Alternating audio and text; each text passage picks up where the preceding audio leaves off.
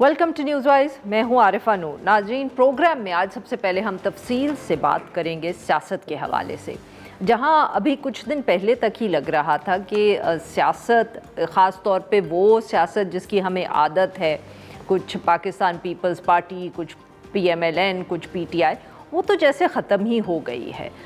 मगर चंद दिनों में कुछ इतना ज़्यादा हुआ है कि एक दफ़े फिर पाकिस्तानी सियासत जिसकी हमें आदत थी, जिसमें बयानबाजी होती है, इल्ज़ाम तराशी होती है और लगता है कि बस अब कोई तब्दीली आई और कल कोई तब्दीली आई, वो एक दफ़े फिर हमें नज़र आ रही है। कहानी अगर हम शुरू करें तो एक तरफ तो आज़ाद कश्मीर के इलेक्शंस थे।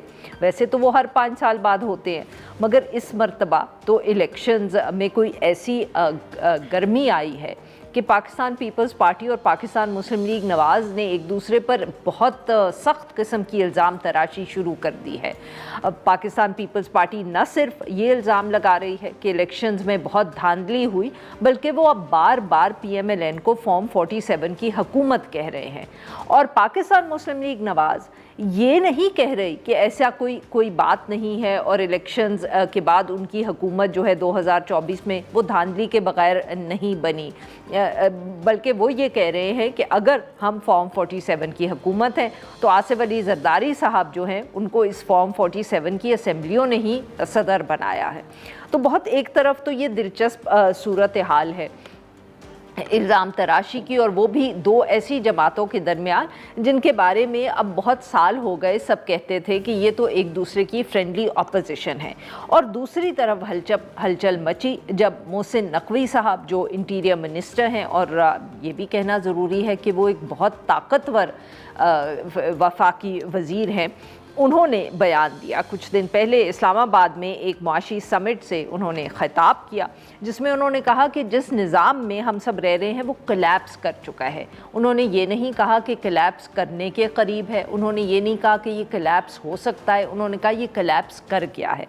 उन्होंने ये भी साथ में कहा कि जितनी मर्ज़ी कोई मेहनत कर ले, और वज़ीर आज़म का उन्होंने उस हवाले से ज़िक्र भी किया कि वो बहुत मेहनत करते हैं, 15-15 घंटे काम करते हैं। उन्होंने कहा जितनी भी कोई मेहनत कर ले इस सिस्टम में कोई फ़र्क नहीं पड़ सकता, कोई बेहतरी नहीं आ सकती। उन्होंने जो इंडिया से एक हम कह सकते हैं कि टर्म इस्तेमाल की यंग लोगों के लिए, जिसमें उनको कॉकरोचेस कहा था इंडिया के सुप्रीम कोर्ट ने यंग लोगों के बारे में, वो टर्म भी उन्होंने इस्तेमाल की। और उन्होंने कहा कि अगर ये कॉकरोचेस यानी कि जो जवान लोग हैं मुल्क में, ये इकट्ठे हो गए तो सब कुछ उल्टा देंगे। इसके साथ साथ उन्होंने ऑब्वियसली ये भी ज़िक्र किया, जिसे हम कह सकते हैं कि वो तनकीद जो थी वो शायद दोनों ही सूबाई हुकूमतों पे, सिंध और माफ़ करिएगा पंजाब की है, क्योंकि उन्होंने कहा कि आप किसी को चंद हज़ार रुपए दे दें या लैपटॉप दे दें, उससे मसला हल नहीं होता। फिर जो उन्होंने सलूशन यानी कि हल बताया वो ये था कि नए सूबे या नए इंतज़ामी यूनिट्स जो हैं वो बना लिए जाए। ये बात तो उन्होंने कर दी।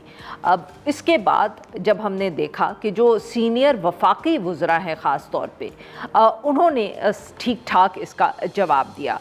वज़ीर दिफ़ा ख्वाजा आसिफ साहब ने तो ये कहा, उनका जो हमला हम कह सकते हैं आया तो वो तो मोहसिन नकवी साहब के हवाले से ही आया। उन्होंने कहा कि ये एक बहुत ताकतवर वज़ीर हैं जो वज़ीर आज़म को भी जवाब दे नहीं है। एक TV पे इंटरव्यू देते हुए उन्होंने यहाँ तक कहा कि ये तो सिस्टम का हिस्सा ही नहीं है, काबीना के इजलास जो हैं उनमें नहीं शिरकत करते, पार्लियामेंट में बहुत कम आते हैं, और अगर ये शिकायत करें तो उनको घर चले जाना चाहिए। साथ में ख्वाजा आसिफ साहब ने ये सवालात भी उठाए कि अगर सिस्टम काम नहीं कर रहा और तब्दीली की ज़रूरत है तो एक्शन प्लान पे अमल दरामद क्यों नहीं करते मोहसिन नकवी साहब। आफ्टर ऑल ज़्यादातर जो एक्शन प्लान के नुक्ते हैं बकौल ख्वाजा आसिफ साहब के, उनका ताल्लुक़ तो इंटीरियर मिनिस्ट्री से है। फिर उन्होंने PCB के हवाले से भी सवाल उठाए।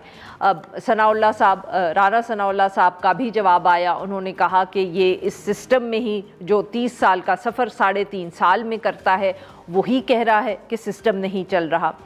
پیپلز پارٹی نے بھی محسن نقوی صاحب سے ان کا استعفیٰ مانگا اور یہ بھی کہا کہ نئے صوبے تو ان کے خیال میں گھسی پٹی پرانی تجویز ہے. یہ معاملہ اب کس طرف جا رہا ہے؟ کیا سچ مچ حکومت اب تیار ہے ایک امینڈمنٹ کے لیے جس کا ہم ذکر بہت دنوں سے سن رہے تھے اور جس کے بارے میں یہی کہا جاتا تھا کہ اس کا تعلق یا لوکل گورنمنٹ سے یا نئے صوبوں سے ہوگا؟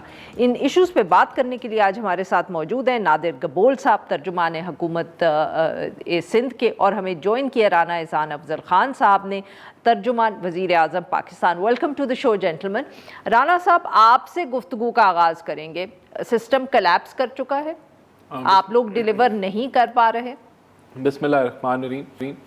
دیکھیں، ملک یا سسٹم تو تب کلیپس کر رہا تھا جب ہم ڈیفالٹ کے دہانے پہ تھے، اور آج 3.5 سال بعد الحمدللہ آپ کے ہر جو ایسا معاشی انڈیکیٹر ہے، میکرو اکنامک ہو، تو وہ بہتری کی طرف ہے اور آپ کی کریڈٹ ریٹنگز بہتر ہو گئی ہیں.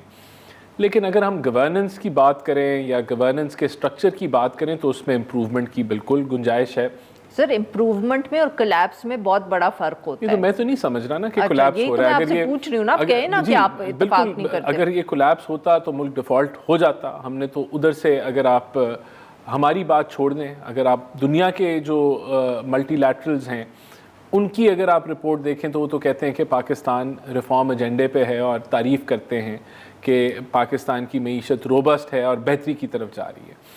اچھا، اب جہاں تک کولیپس کی بات ہے یہ ان کا اپنا پرسنل خیال ہے، اور صوبوں کے حوالے سے جو ایک بحث ہے اس کے اندر بہت سارے لوگوں کی یہ رائے ہے کہ صوبے بننے چاہیے. We'll come to that point later, but پہلے آپ صرف یہ کولیپس کے حوالے، you don't think it's happening. نہیں، میں بالکل، لیکن جس بنیاد پہ انہوں نے کولیپس کا، میں تو اس کو ایکسپلین کر رہا ہوں نا کہ ڈیولوشن آف پاور کی انہوں نے بات کی کہ وہی اب طریقہ کار ہے کہ جس سے آپ ملک کو جو ہے وہ بہتری کی طرف آپ نکالیں گے. تو ایک سیکشن ہے جو صوبوں کی بات کرتا ہے، لیکن ہم سمجھتے ہیں کہ لوکل باڈیز کا نظام اگر ایک فائنینشلی انڈیپینڈنٹ نظام ہو، کنٹینیوس ہو، ڈیوالوڈ ہو اور امپاورڈ ہو تو پھر یہ بحث ہی ختم ہو جاتی.